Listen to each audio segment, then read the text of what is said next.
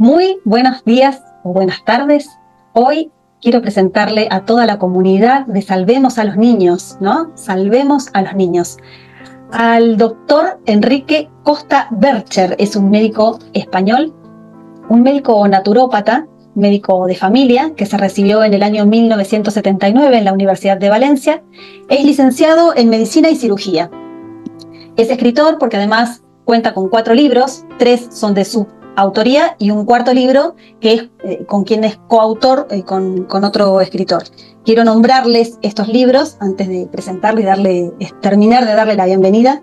Escribió el libro SIDA, Juicio a un virus inocente en 1993, Hijos de un Dios terminal en el año 2001, Iatrogenia, la medicina de la bestia en el año 2019, y es coautor del libro Vacunas, una reflexión crítica del año 2015 junto a Jesús García Blanca.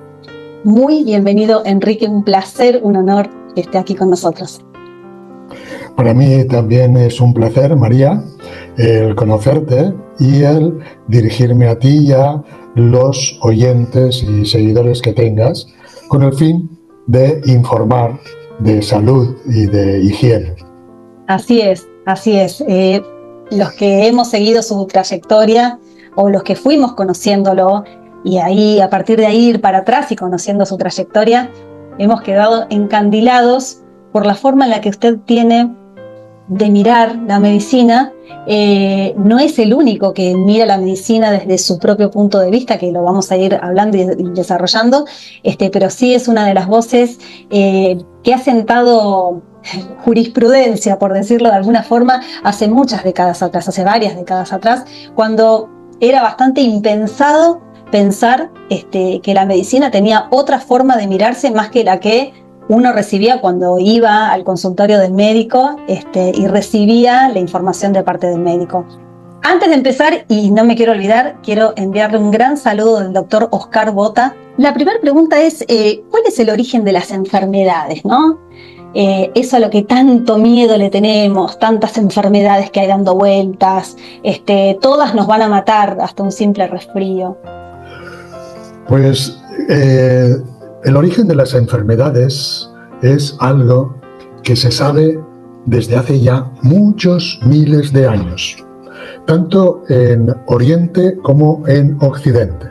Los médicos de Oriente y de Occidente han coincidido desde siempre que la enfermedad se origina por un desequilibrio en el cuerpo o por decirlo más integralmente, tanto en el cuerpo como en la mente del humano.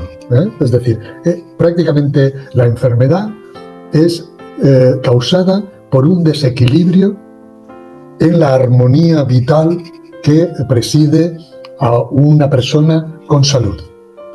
Ese desequilibrio puede ser, como ya he dicho, o bien un desequilibrio en el cuerpo, por ejemplo, un desequilibrio en la manera o en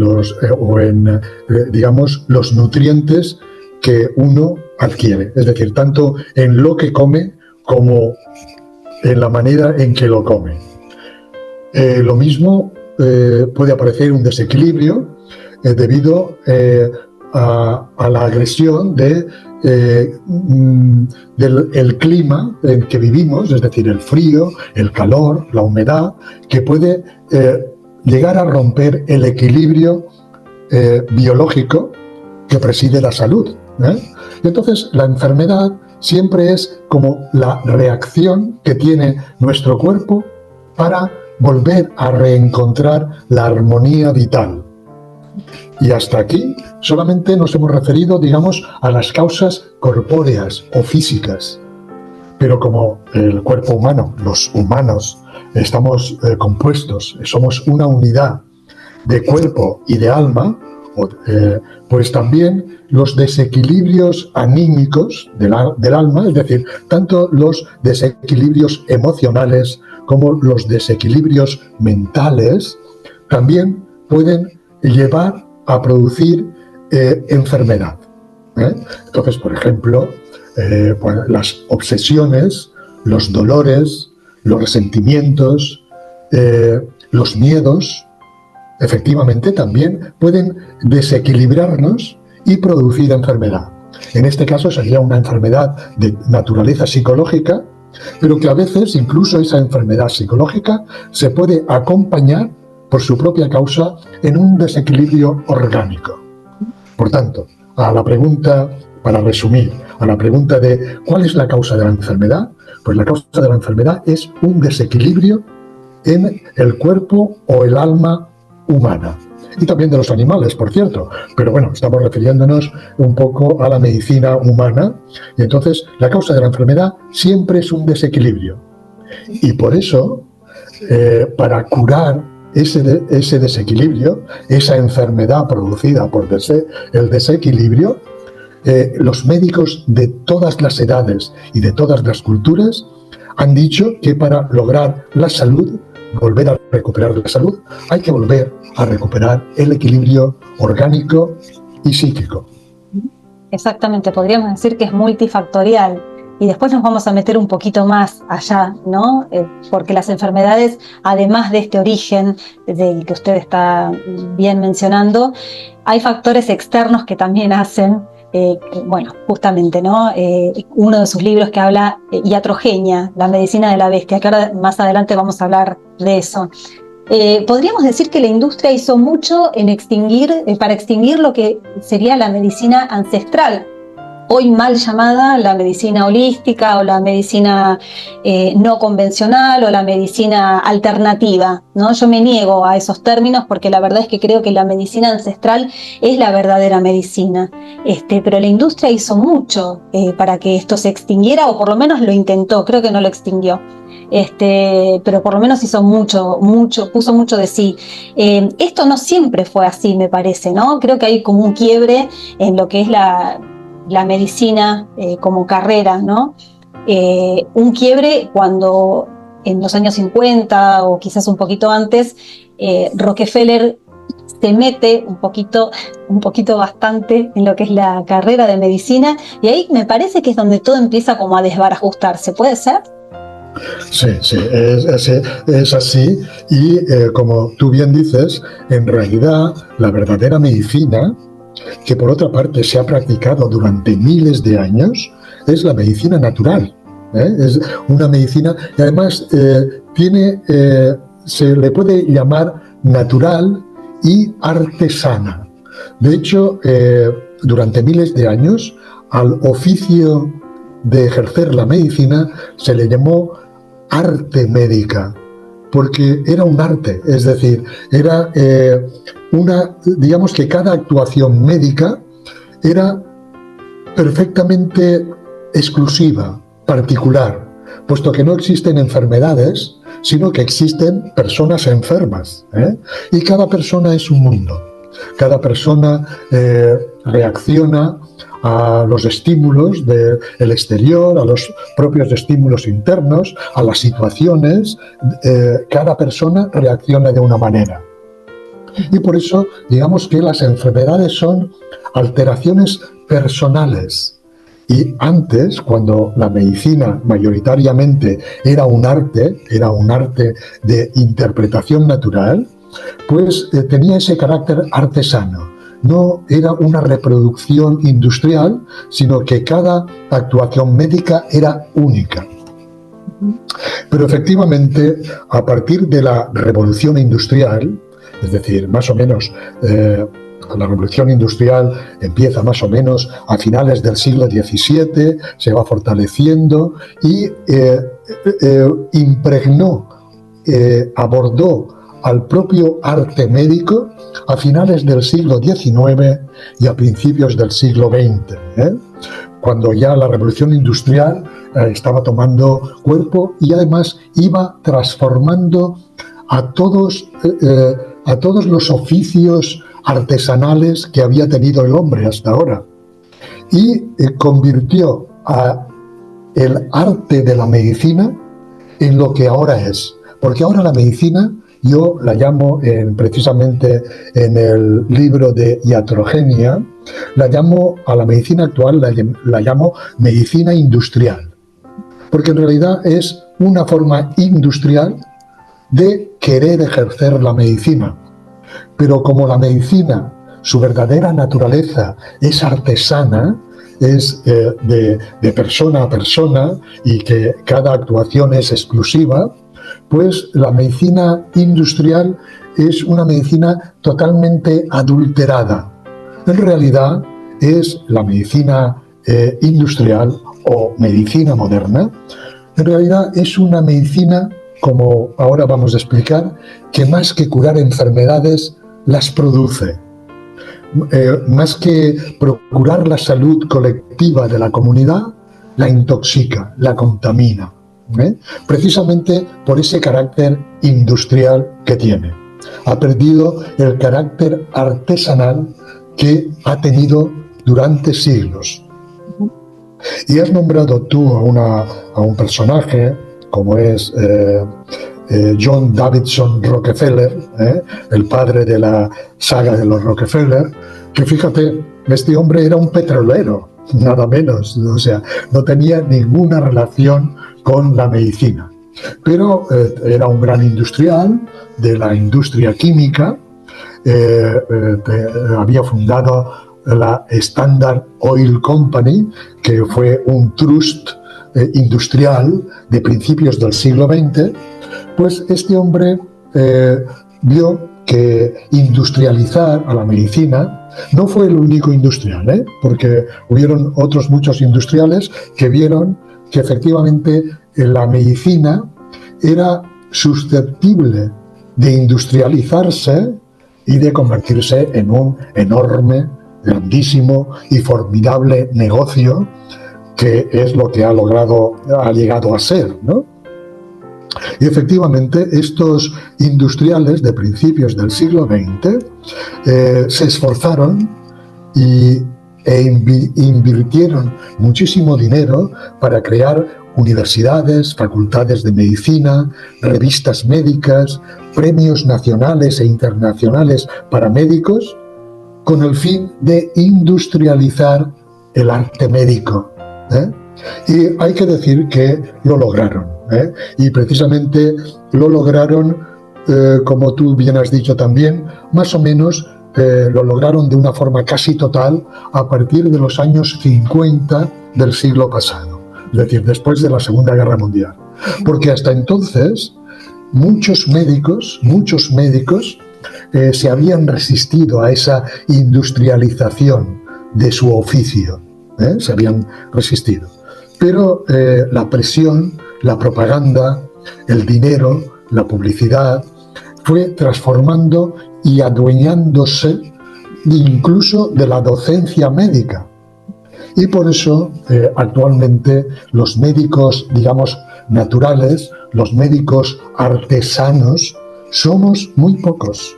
Es verdad que somos muy pocos. Aquí en España somos una docena, una veintena en toda España, Y además somos una especie en serio peligro de extinción, como el águila real. Es decir, estamos como desapareciendo precisamente por la presión que están ejerciendo las multinacionales farmacéuticas, los políticos, que la mayoría están sobornados por ese poder económico tan grande. Y bueno, podríamos poner incluso como ejemplo de lo que estamos diciendo es verdad, pues el último episodio grandilocuente que ha significado el COVID-19, es decir, ha sido una gran estafa provocada y producida, creada por la gran industria farmacéutica y por la industria médica, y que casi todos los países del mundo pues han caído en esa estafa, les han estafado a todos, y en detrimento, es lo más triste de todo, en detrimento de la salud general de millones y millones de ciudadanos que han sido las víctimas de toda esa gran estafa que ha significado el COVID-19. Sí, que ya lo venían intentando, ¿no? El último más o menos gran intento que tuvieron fue en el 2009 con la gripe aviar, que no les salió del todo bien, no les salió para nada bien, pero creo que ahí fue como el último gran sondeo que hicieron y bueno, después vino esta pandemia que no fue ni más ni menos que el resultado de décadas de estudios sobre la humanidad para ver por dónde podían entrarle al mundo para poder llevar adelante lo que hicieron, ¿no? Como usted bien dice, la gran estafa. Usted mencionó algo hace un ratito, hace unos minutos, sobre las guerras mundiales, ¿no? También hay algo ahí, hay como después de la Segunda Guerra Mundial, hay como una cuestión ahí con todos esos químicos que inclusive habían sido utilizados en la Segunda Guerra Mundial, como un excedente o como una gran oportunidad a través de estos grandes empresarios que vieron la beta de qué hacer con esos maravillosos químicos que habían podido utilizar y fabricar y utilizar durante las guerras mundiales. ¿Qué hicieron con eso después ellos? Pues mira, de hecho, por ejemplo, en el famoso DDT, que fue un producto químico que se utilizó precisamente al terminar la Segunda Guerra Mundial, pues se utilizó, en España se utilizó, en América se utilizó, tanto en América del Norte como en la del Sur. Los del Sur, gracias a Dios, os salvasteis bastante, porque, digamos, se distribuyó sobre todo el DDT en un primer momento en los países más industrializados, es decir, en los países del hemisferio norte, Estados Unidos, Canadá, Europa, etcétera, etcétera. Y efectivamente en realidad fue un producto químico producido en la Segunda Guerra Mundial como un veneno para utilizar contra las tropas, ¿no? Pero efectivamente se terminó la guerra, habían grandes excedentes y lo utilizaron como insecticida, como despiojante de los niños y tal, porque en las posguerras y tal pues había problemas de higiene y tal, y empezaron a utilizarlo. Y esa fue la causa de una primera o de las primeras pandemias de entonces, que fue la pandemia de la poliomielitis. La poliomielitis, sabes que también se presentó como una epidemia producida por el virus de la polio, e inventaron también para entonces una vacuna que empezaron a distribuir masivamente al tiempo que prohibieron el DDT. Y efectivamente, al prohibir el DDT, desapareció la polio, incluso se afirma que está desaparecida. Pero y esa desaparición no se atribuyó a la prohibición del DDT, sino que se atribuyó al efecto de la vacuna. Y por eso nuestros niños, 60 años después, todavía se vacunan contra la polio. Todavía venden la vacuna contra la polio, cuando la polio desapareció en el momento en que se prohibió el DDT en los países de Occidente, porque el DDT todavía se emplea en países del tercer mundo, donde todavía existe la polio, porque todavía se utiliza el DDT. Claro, exacto. Hay también otro episodio que en este interviene este personaje siniestro que hemos nombrado, que es el John Davidson Rockefeller, que la industria química americana, regida y dominada por este personaje, en las primeras décadas del siglo XX, fabricó una enorme cantidad de vacunas que se distribuyeron en los muchachos que fueron a la Primera Guerra Mundial. De hecho, les vacunaron de cerca de 23 supuestas e inventadas enfermedades infecciosas.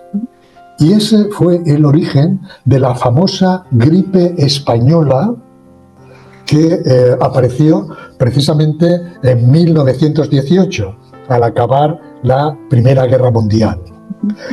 Pero aunque se llame gripe española, España, como no participó en la guerra y no vacunaron a soldados españoles, España no tuvo casos de gripe española, pero se le llamó gripe española. Y los primeros y numerosos casos de gripe española aparecieron en campamentos militares ubicados en Estados Unidos. Y sin embargo, se le atribuyó todos esos estragos, porque murieron millones de jóvenes aliados, soldados aliados, y personas también que fueron vacunadas, civiles, aunque menos, sobre todo en orfanatos y en algunas localidades norteamericanas de Estados Unidos, inglesas y europeas, donde fueron sobornados los políticos locales. Ahí hubieron grandes mortandades, grandes cantidades de defunciones por gripe española, que no fue española y tampoco fue gripe.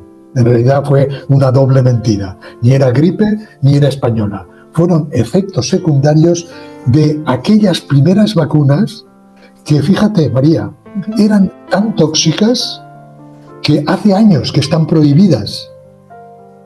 Pero en toda la prensa de aquellos tiempos y todos los contertulios y todas las radios, etcétera, dijeron que aquellas vacunas salvaron a millones de personas. Todavía lo dicen contertulios argentinos, contertulios españoles, periodistas de todo Occidente, aseguran que las vacunas salvaron a millones de personas.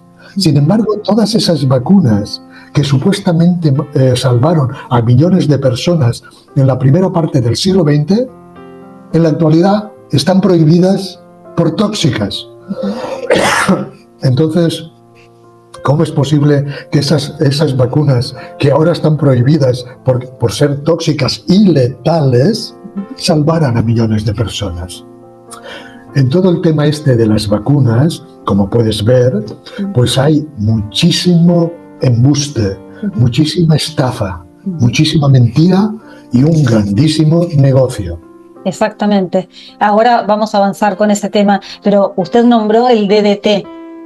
Aquí en Argentina y en la mayoría de los países se utiliza todavía el DDT como parte del compuesto de los insecticidas o de los repelentes, para mosquitos. Estamos viviendo, casualidad, pongámosle, una gran infección de mosquitos, ¿no?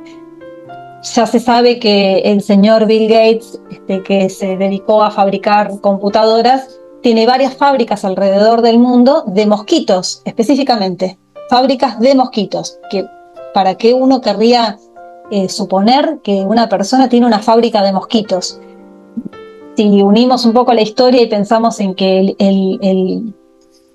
lo que nos ponemos para espantar los mosquitos tiene justamente DDT y es lo que intoxica a muchísimas personas sin que nadie se dé cuenta, es utilizado una vez más a través del miedo y de la desinformación por todo el mundo, pensando que toda esa cantidad de mosquitos, que cada vez hay más y más y más y más, nos van a dañar, nos van a matar, una vez más, algo que nos acecha y que nos va a matar. Este tema de los mosquitos es algo que es bastante nuevo, digamos, ¿no? Esta mirada sobre los mosquitos y del por qué se fabrican tantos mosquitos y por qué se fabrica. Siempre se nos presenta un problema y siempre se nos vende la solución para ese problema. Es como un puzzle que permanentemente se arma, ¿no? Desde la industria. Por supuesto que todo esto que usted fue mencionando no hubiese sido posible sin uno de los grandes poderes del mundo que fueron y que son los medios de desinformación masivos, gracias a los cuales todo es posible, las guerras, las pandemias, todo.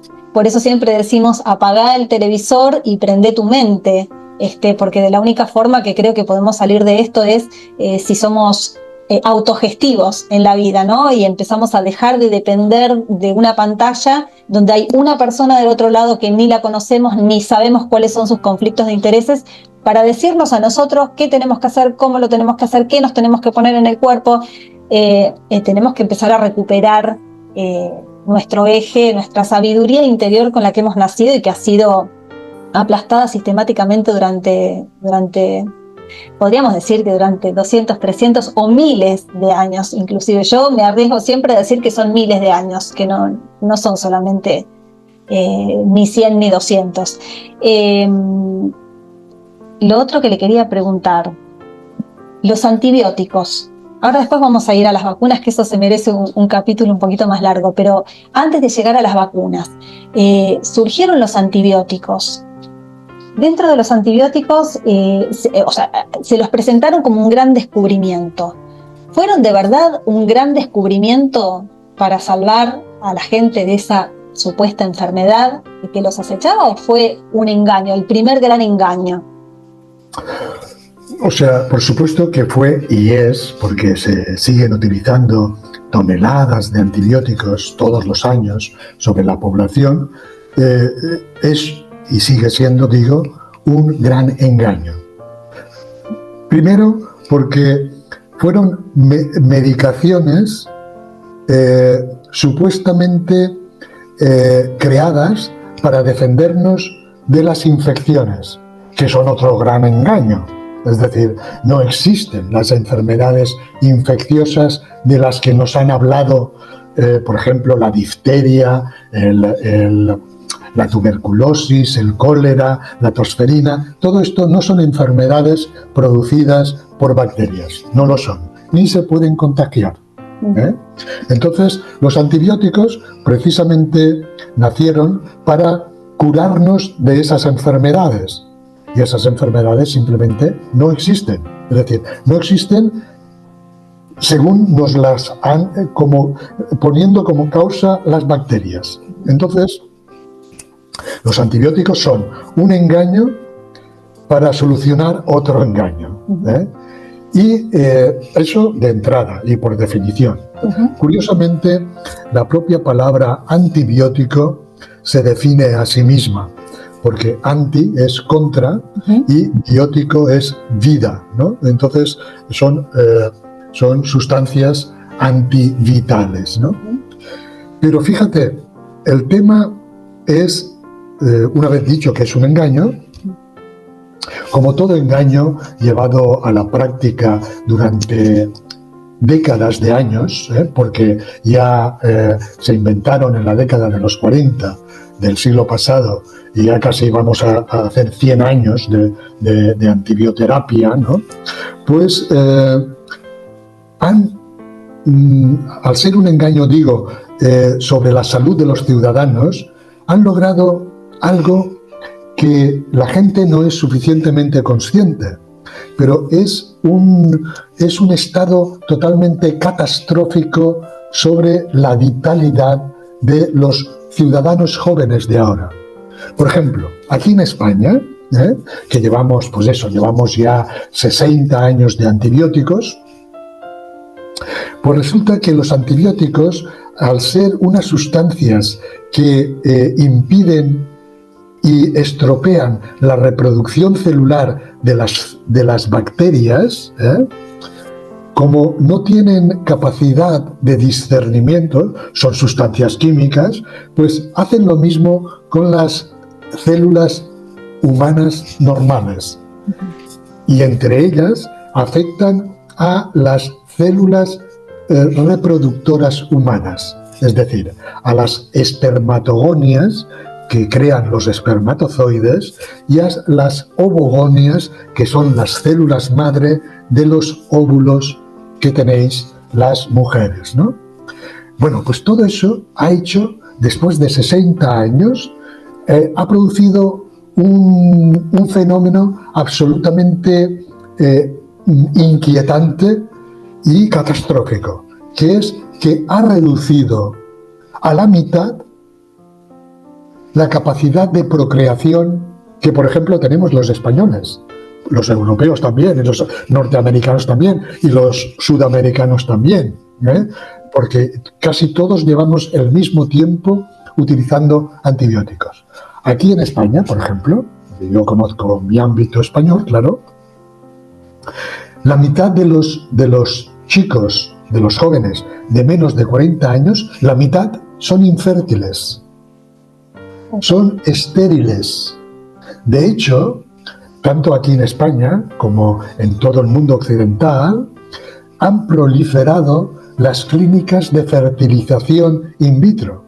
Los institutos de infertilidad se llaman aquí, ¿eh? Sí. Es decir, donde multitud de parejas jóvenes, es posible que tú, María, conozcas a gente de tu alrededor que sean jóvenes, que sean parejas y que no se pueden reproducir, ¿eh? Aquí en España, ya te digo, es la mitad de la población, ¿eh? ¿Qué cifra? Sí, no se pueden reproducir. Y yo, por ejemplo, cuando yo era estudiante, hace 40 años, las clínicas de reproducción artificial, de reproducción in vitro, no existían. Simplemente no existían. No hacía falta. ¿Por qué? Porque los hombres y las mujeres de entonces éramos terriblemente fértiles. Sin embargo, han ido pasando las décadas y todos esos niños que fueron tratados desde el primer año de vida con antibióticos y han seguido luego durante los primeros años de vida varias veces tratados, luego tratados cada vez que han ido al dentista, cada vez que han cogido una neumonía o un resfriado fuerte o una otitis fuerte, etcétera, etcétera, han sido tratados con antibióticos. Esos niños, ahora la mitad de ellos son infértiles. Y eso es debido a los antibióticos. Lo que pasa es que la medicina industrial, la medicina moderna, no quiere ni oír hablar, ni que ningún médico denuncie la relación que existe entre la aplicación masiva, por primera vez en la historia de la humanidad, de esos antibióticos y la aparición masiva de jóvenes infértiles, de jóvenes estériles. Dentro de unos años, porque ahora te digo, aquí en España es la mitad de la población de menos de 40 años. Dentro de 20 años será la totalidad de la gente. Y eso también tengo que decirte que para la industria médica no es ningún problema, porque les dice a la gente que sí, ya no pueden reproducirse, pero ahora te puedes reproducir en un instituto de infertilidad, te va a costar un montón de euros, un montón de miles de euros, y te vas a reproducir igualmente. Ya no lo vas a hacer como lo hicieron tus padres y tus abuelos, de una forma natural, espontánea y gratuita. Pero bueno, te lo haremos en el Instituto de Infertilidad, pagando tu precio y arriesgándote a que tu niño no salga sano. Que esa es otra pandemia de la que no se habla. Y fíjate, debido al efecto de los antibióticos, están, como te digo, muchas parejas son estériles, pero algunas que no llegan a ser estériles están teniendo niños con enfermedades que se llaman enfermedades raras. Y el nombre de raras se lo ha puesto la propia medicina industrial porque son enfermedades nuevas, de nuevo diseño, que nunca las hemos conocido los médicos y que tienen un origen intrauterino. Es decir, debido a que esos espermatozoides y esos óvulos, como están contaminados con antibióticos, producen niños que podríamos llamar con defecto de fabricación, es decir, con enfermedades genéticas. Y fíjate, aquí en España tenemos 3 millones de niños con enfermedades raras. En Europa hay 20 millones de de niños con enfermedades raras. En Estados Unidos creo que llegan casi a los 100 millones de niños con enfermedades raras. Esas enfermedades raras no se conocían hace 50 años atrás, antes de los antibióticos. Por tanto, hay una relación de causa-efecto innegable entre la aplicación masiva de esas medicaciones nuevas y tóxicas llamadas antibióticos y toda una catástrofe en la generación de niños, tanto porque no se pueden generar como que muchos de los que se generan nacen con defectos congénitos debido a esas medicaciones. Por tanto, fíjate la importancia del tema que estamos tratando. Es muy interesante escuchar el tema de los antibióticos porque hasta que yo no leí su libro de iatrogenia, yo no sabía el tema de los antibióticos. Fue para mí un tema nuevo y lo estoy escuchando ahora de su boca y la verdad es que quedo perpleja porque yo hasta donde había podido investigar, quiero decir, las vacunas habían sido, hasta donde yo había podido investigar, las grandes causas de todos estos, por llamarlo, defectos genéticos o enfermedades en los niños, como la gran pandemia. Eso sí, es una pandemia de autismo que se está viendo, y entonces yo todo lo relacionaba a las vacunas, ¿no? Que inclusive se dan de manera...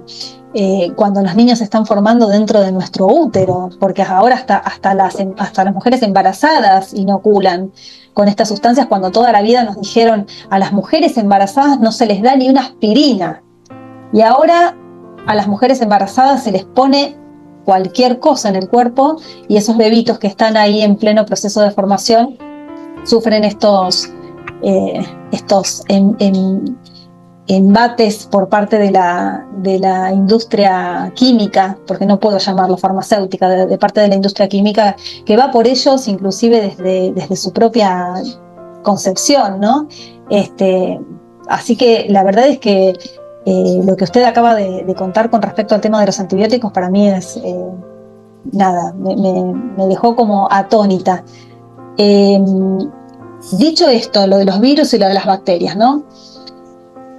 Podríamos decir que cuando uno escucha hablar de los virus y de las bacterias y uno dice, bueno, es un fraude el tema de los virus y de las bacterias, podríamos pensar que hay muchas personas que están escuchando esto y dicen, bueno, ¿y cómo nos curamos? Cuando nos dicen que tenemos un virus o una bacteria, cuando tenemos una neumonía, ¿qué tenemos que hacer? ¿No usamos medicamentos, no usamos antibióticos? Que más de una vez me lo han dicho cuando yo he utilizado, no sé, barba de piedra como antibiótico natural, que es una planta para los que no la conocen, para curarme algún proceso infeccioso, ¿no? No sé, alguna muela, alguna otitis, inclusive hasta lo que llamaron un principio de neumonía. ¿Qué le podemos decir a la gente que dice, bueno, ¿qué hacemos ante una neumonía o ante una cuestión que nos dicen que es viral o bacterial? ¿Cómo la tratamos si no es con antibióticos? Bueno, pues primero que nada, uno tiene que saber, y para eso algún médico se lo tiene que explicar, o no médico, una persona simplemente despierta se lo puede explicar, que no son las bacterias y los virus los que causan esa neumonía de la cual me quieres hablar y que vamos a utilizar como ejemplo de enfermedad supuestamente infecciosa, ¿eh? Es decir, en primer lugar, alguien tiene que decirle a esa persona que esa neumonía no se la está produciendo ninguna bacteria. Es más, si fuéramos a ese punto del pulmón y cogiéramos una muestra, encontraríamos bacterias. Pero es que esas bacterias son propias del enfermo, y que en realidad, más que producirle la neumonía, le están ayudando a resolverla. Eso para empezar. Y entonces, lo que hay que hacer para curar una neumonía es lo que se ha hecho siempre. lo que hago yo desde hace muchísimos años, cuando precisamente, gracias a Dios, dejé de creer en que las neumonías eran infecciosas y que los antibióticos eran necesarios. Es decir, delante de una neumonía, lo que hay que hacer, repito, es lo que se ha hecho toda la vida. Primero, si una persona tiene neumonía, es, en la mayoría de los casos, porque ha cogido frío en los pulmones. Por eso, nuestras madres nos decían que no nos bañáramos en invierno, que nos secáramos bien, que nos abrigáramos para no coger una pulmonía, para no coger una neumonía. Porque la neumonía es una agresión del frío sobre nuestros pulmones. Entonces, por ejemplo, para curar una neumonía, el enfermo tiene que meterse en cama, una cama caliente, un ambiente caliente, tiene que utilizar calor. ¿Cómo tiene que utilizar calor? Pues en forma de una bolsa de agua caliente, una almohadilla eléctrica, sobre su pecho, sobre su espalda. Puede utilizar ungüentos que producen calor, que toda la vida se han utilizado, ungüentos de pimienta, de alcanfor, etcétera, para producir calor. Luego hay una enorme cantidad de plantas medicinales conocidas desde siempre, como pueden ser. Aquí yo conozco naturalmente las europeas. Estoy seguro que en América tenéis las europeas y las propias de allí para curar las neumonías. Son plantas que producen un efecto calor en el cuerpo, aumentan las defensas orgánicas y hacen que esa persona expulse fuera el frío que le ha causado la neumonía y recupere el equilibrio orgánico y, por tanto, la salud. Pero aquí, por ejemplo, en España, utilizamos mucho el tomillo, la malva, los estigmas de pino, el gordolobo, el llantén, es decir, una enorme cantidad de plantas que, hechas en infusión caliente, devuelven al enfermo el calor orgánico, le quitan la mucosidad, es decir, y le quitan la neumonía. Yo tengo que decir a los que nos escuchan que yo, cuando terminé la carrera, cuando me licencié en medicina y cirugía, pues yo creía que tenía que dar antibióticos y me costó comprender, me costó unos años comprender que las neumonías se podían curar sin antibióticos, porque era lo que me habían, digamos, metido en la cabeza como médico, ¿no? Pero efectivamente, desde entonces, que gracias a Dios hace más de 35 años, he curado cientos de neumonías, o mejor dicho, he dirigido la curación, porque quien se cura es el enfermo que hace el trabajo que debe hacer. De cientos de neumonías sin antibióticos. Y además de una forma bastante rápida, es decir, una neumonía bien tratada, en una casa bien calefaccionada, con este tipo de cuidados que acabamos de nombrar, una neumonía suele durar una semana, 8, 10, 12 días y se recupera perfectamente. Y además, con la ventaja de que cuando has pasado esa neumonía, tu cuerpo está fuerte, ha recuperado la salud y no está contaminado. Claro. Porque tengo que decir, María, habrá gente que nos escuche que habrá pasado una neumonía y se habrá metido en casa, se habrá puesto calor, habrá estado tapadito y con caldos calientes, etcétera, y le han puesto antibióticos y también ha curado. Claro. Y cree que quien le ha curado son los antibióticos. Pero yo le digo que no, lo que le curó fue estar en casa tapadito, los caldos, las infusiones si tomó, los ungüentos o el calor que tuvo, porque su cuerpo, en un estado, digamos, de reposo y de cuidados suficientes y paliativos, es capaz de curar una neumonía a pesar de los antibióticos. Claro. Es decir, que quien le curó es su propio cuerpo su propia fuerza natural de curación, junto con que ha tenido la suerte de estar en una cama calentita, bien tapadito, con caldos calientes, con una mamá o una esposa o un marido que te ha cuidado y te ha ido protegiéndote del exceso de fiebre, etcétera, etcétera, y te has curado, aunque llevaras antibióticos. Pero que todo el mundo que nos esté escuchando, que sepa que si hace esos cuidados y esas infusiones y no toma antibióticos, también se va a curar. Lo va a hacer más rápido y va a salir mucho más beneficiado y mucho más fuerte y, desde luego, mucho menos intoxicado que si utiliza los antibióticos. Y ese ejemplo que hemos puesto para la neumonía sirve para todas las otras enfermedades supuestamente infecciosas. Enfermedades o desórdenes, ¿no? Tal como veníamos hablando de que es una falta de equilibrio, tomando la enfermedad como una falta de equilibrio, podríamos decir que en ese desequilibrio tiene solución en cualquier estadio que se dé o en cualquier ámbito que se dé. Claro. Sobre todo si dejamos el miedo de lado como gran, ¿cómo se dice? No iniciador, pero como gran potenciador de lo que se llama la enfermedad o el desequilibrio, el miedo, ¿no? Claro. El miedo es un gran enemigo de la salud, ¿eh? Tanto cuando estás enfermo como cuando estás sano y padeces miedo por cualquier causa. Y el miedo es un gran potenciador de la enfermedad. Al principio de la charla hablábamos de cómo los desequilibrios mentales pueden alterar la salud física, entre ellos el miedo.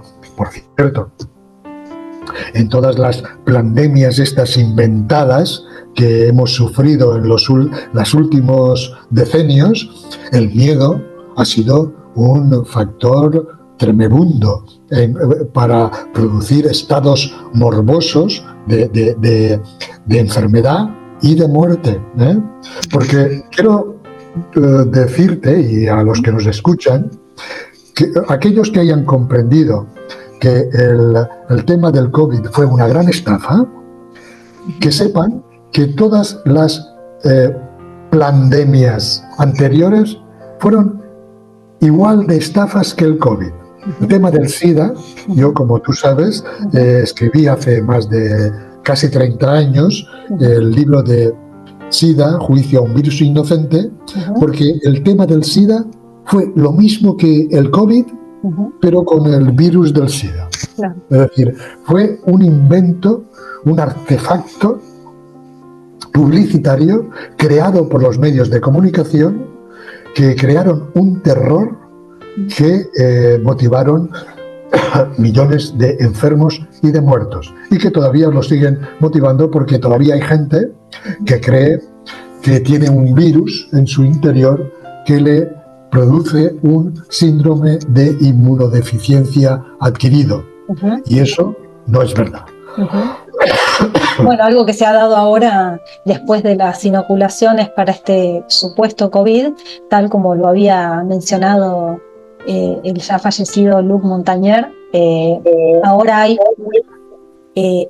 no sé si epidemia, pero hay un aumento impresionante de lo que se llamaría SIDA, que en realidad es, como usted ha explicado, un síndrome en donde el sistema inmune baja a tal punto que el cuerpo queda como expuesto a no poder defenderse, digamos. No sé si lo pude explicar bien. Sí, yo te he entendido perfectamente. Si quieres, te lo matizo en el sentido de que, efectivamente, fíjate, esto naturalmente no sale en los medios de comunicación, pero después de las vacunas del COVID, ha habido un fenómeno, una pandemia, esta vez real, que algunos médicos llamamos que es una pandemia de repentinitis. De repentinitis, de la palabra de repente, ¿no? Porque han aparecido una cantidad de enfermedades raras, repentinas, bastante fastidiosas, incluso mortales, muchas de ellas, como consecuencia de esas vacunas experimentales y tóxicas, como todas, que muchos se han dejado meter. Incluso algunos se han visto obligados a ponérselas por las grandes presiones que han sufrido, ¿no? Pero fíjate, además ha habido incluso personajes famosos, porque claro, la gente, yo soy médico y he visto muchos casos, pero claro, la gente que no es médico pues no tiene esa oportunidad de verlo, pero han habido personajes famosos que han padecido esa repentinitis, ¿eh? Por ejemplo, aquí en España, como personajes famosos, tenemos a una cantante de ópera maravillosa, se llama Ainhoa Arteta, ¿eh? Que después de las vacunas tuvo unas trombosis repentinitis, que le tuvieron que mutilar 2 dedos, ¿eh? Debido a unas trombosis que le acaecieron unas semanas después de haberse vacunado. Hay un jugador que este no es argentino, creo que es uruguayo, el tal, ¿cómo se llama? El Kun Agüero. Ah, no, es argentino, justo se le iba a nombrar. Sí. Sí, este muchacho también, después de las vacunas, se tuvo que retirar del fútbol porque tuvo una pericarditis repentina, ¿no? Creo que inclusive tiene puesto un marcapasos o algo así, un dispositivo que le... Sí, o sea, y fue unas semanas después de haberse vacunado. Aquí en España tenemos también un famoso deportista, un tenista, que es Rafa Nadal, que llegó a ser número 1 y que curiosamente, fíjate cómo es esto de ilustrativo.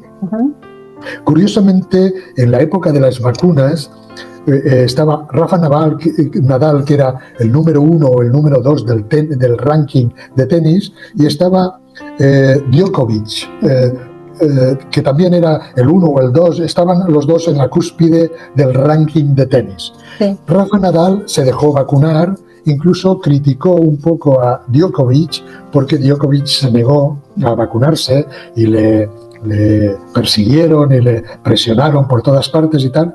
Y curiosamente, Rafa Nadal este año se ha tenido que retirar del tenis porque el pobre está bastante fastidiado de varias dolencias inespecíficas, raritas, etcétera, que no le permiten seguir al nivel que tenía. Y Djokovic, que no se vacunó, este año ha ganado los Juegos Olímpicos, Wimbledon, y no sé qué, sigue siendo el número 1.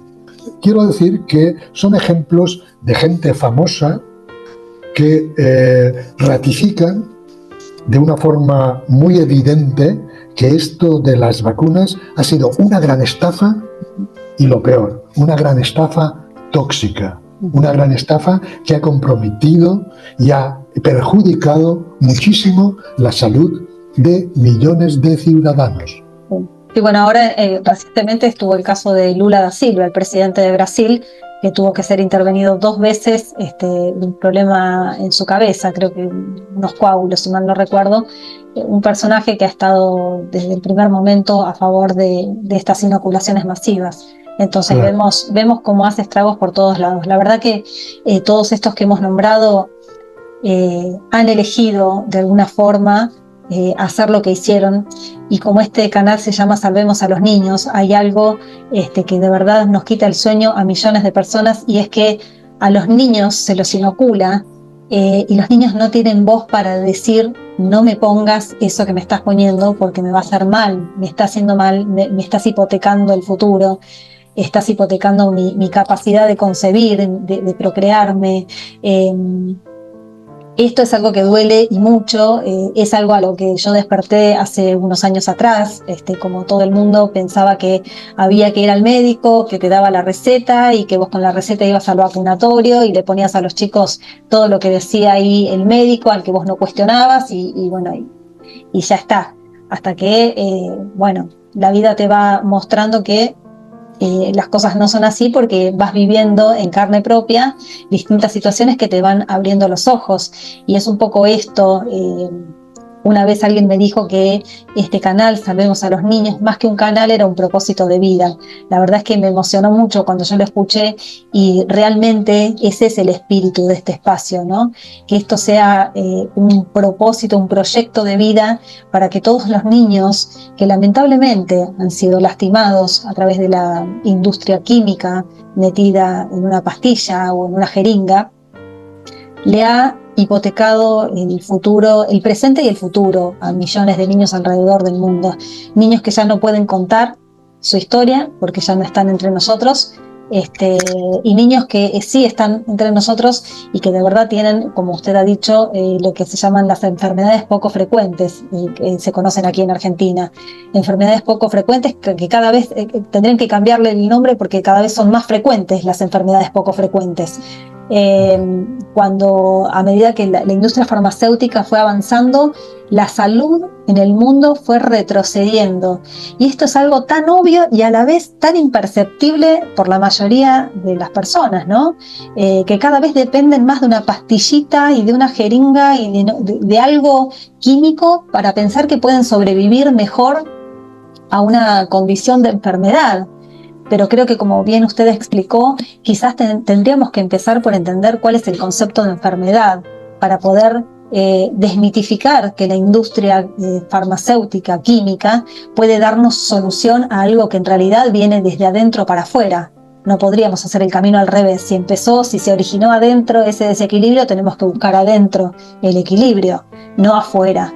Y cuando nos tenemos que apoyar en algunos bastones para poder transitar de alguna manera un poco más contundente ese desequilibrio en nuestra salud, tenemos tantas cosas que la naturaleza nos provee antes de llegar a un compuesto químico, que por eso siempre digo que tenemos que empezar, que tenemos que volver al origen del ser humano, a esa medicina ancestral, a ese autoconocimiento, a ese poder con el que hemos nacido de sobreponernos a cualquier desequilibrio porque tenemos un sistema inmune con el que hemos nacido. O sea, no vinimos al mundo desprovisto de soldados, nos han dado soldados, nos han dado todo lo que el organismo como unidad biológica necesita para sobrevivir, para adaptarse, para readaptarse, y eso es lo que hemos perdido de vista gracias a toda esta propaganda, ¿no? Que nos han inculcado a través de este gran poder que son los medios masivos de desinformación, que nos han adoctrinado y amoldado de tal forma que pareciera que no hay otra cosa más que lo que se ve en televisión. Pero por eso es tan importante que personas como usted puedan dar esta cátedra que usted acaba de dar y de explicar todo lo que acaba de explicar. Porque creo que esto le quería preguntar antes de dejarlo libre. Usted, cuando empezó a estudiar medicina, empezó estudiando medicina pensando que todo lo que le iban a enseñar en la carrera tenía que ver también, inclusive de la mano, con estos productos, ¿no? Con estas herramientas químicas que daban a través de las farmacéuticas, que eran de alguna manera como auxiliares para la medicina. Pero en algún momento, evidentemente, eso cambió en usted. ¿O siempre fue igual? No, yo... Perdón que le interrumpa. Y esto quiero que sea un mensaje, yo no conozco cuál va a ser su respuesta, pero quisiera que esto sea como un mensaje o lo que usted pueda transmitirle a estas nuevas generaciones de médicos que necesitamos que cambien ese chip interno, ¿no? Bueno, pues como he dicho hace un ratito atrás, yo cuando estudié medicina, yo como joven estudiante me creía en que los profesores que me estaban educando, que me estaban enseñando, me decían la verdad. Es decir, y creí totalmente en la bondad de lo que me decían. Que los antibióticos, que los antipiréticos, que la teoría de la infección, que las vacunas, que todo eso era tal cual me lo explicaban. Es verdad que ya siendo estudiante hubieron algunas preguntas que no me respondieron del todo. Pero tengo que confesar que en el momento en que me licencié en medicina y cirugía y empecé a ejercer como médico, yo estaba absolutamente confiado y convencido en que aquello que me habían enseñado era la verdad y era la bondad, era lo que tenía que hacer, ¿eh? Y me apliqué a ello, tal cual me lo habían enseñado. Pero, y esto es un poco el mensaje que yo también quisiera transmitir a cualquier estudiante o joven médico que nos escuchara, lo que quiero decir es que cualquier médico, si presta atención a lo que está haciendo y tiene ansia por conocer la verdad le va a salir al camino. Es decir, no tiene, cuando cualquier joven médico dé antibióticos o haga una vacuna, etcétera, que no haga las cosas por convencimiento, que preste atención a su trabajo, porque cuando uno acaba la carrera, el que se convierte en su maestro es su propio trabajo, pero tiene que hacerlo con ganas de saber qué está haciendo, con ganas de ser sincero y, desde luego, con ansia de conocer la verdad. Si lo hace así, cualquier médico joven, aunque, como fue mi caso, le hayan convencido de que la medicina es como se la enseñaron, se dará cuenta que no es así.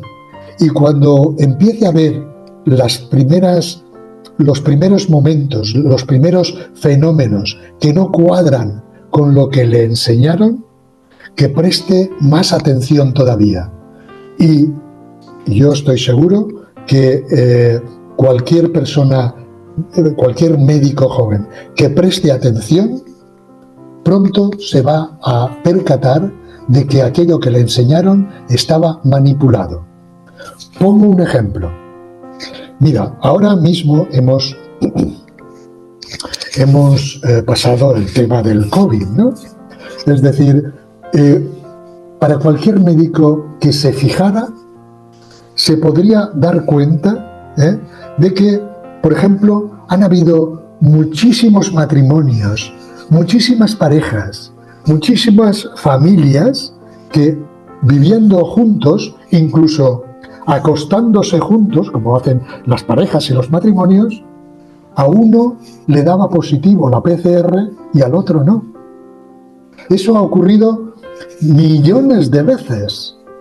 Entonces, un médico que se fije en su trabajo tiene que preguntarse, bueno, si acaban de decirnos que este virus se transmite por el aliento y que es altamente contagioso, ¿cómo es posible que yo dé positivo y mi esposa no?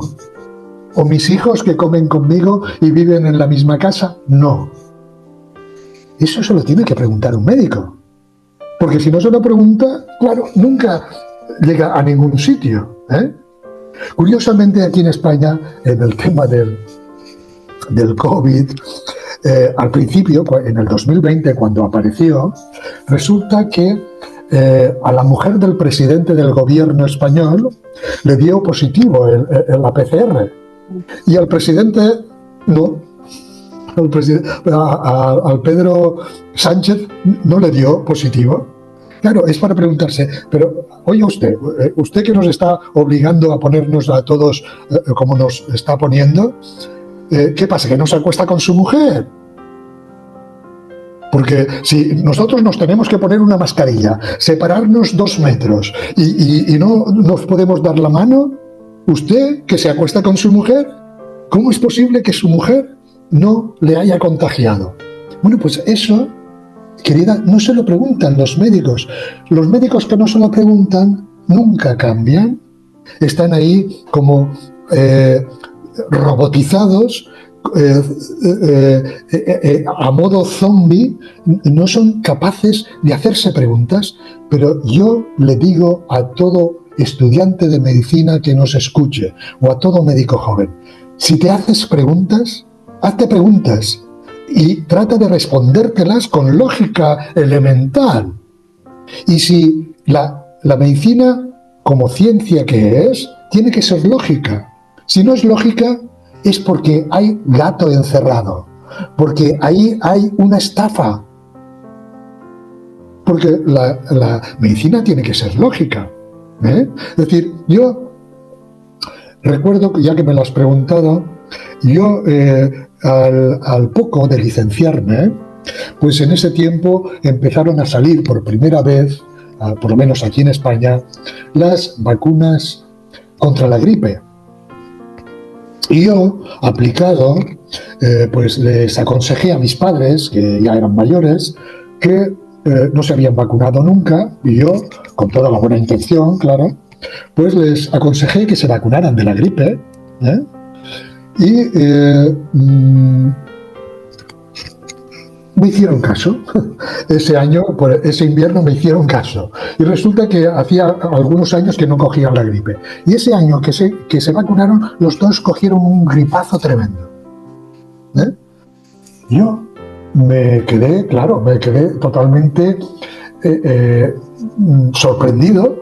Digo, bueno, pero bien.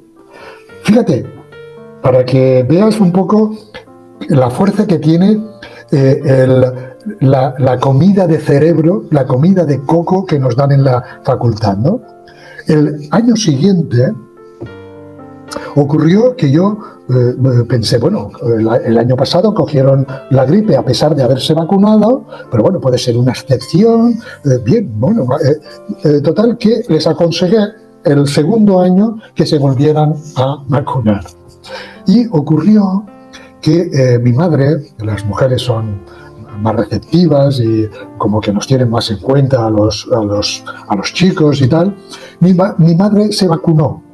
Pero mi padre, más reticente, me dijo, no, yo no me vacuno, que el año pasado me vacuné y cogí un gripazo, no, yo no me vacuno. ¿Qué pasó ese segundo año?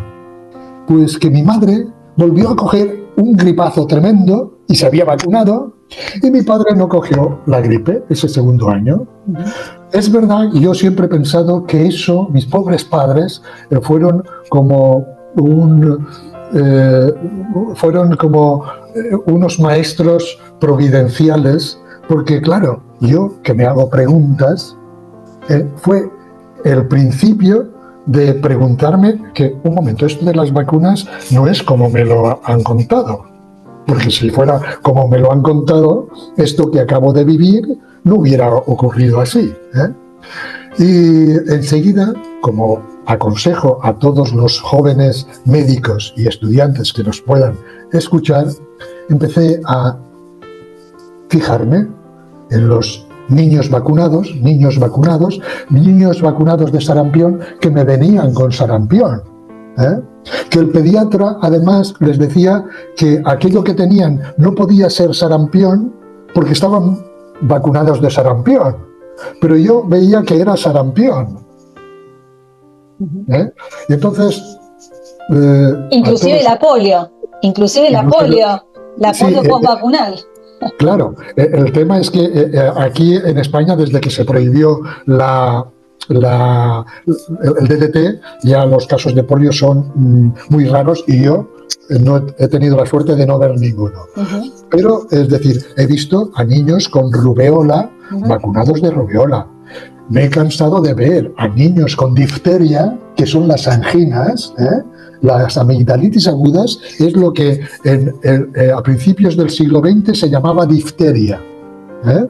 Pues he visto a miles de niños con difteria, o lo que es lo mismo, con amigdalitis, vacunados de difteria. Es una de las primeras vacunas que se puso en los años 60, la trivalente, tétanos, tosferina y difteria. Pues he visto a cantidad de niños con tosferina vacunados de tosferina. Lo que pasa es que la tosferina, ahora, para decir que la vacuna de la tosferina ha hecho desaparecer a la tosferina, ahora a la tosferina se le llama bronquiolitis. Pero es la misma enfermedad, ¿eh?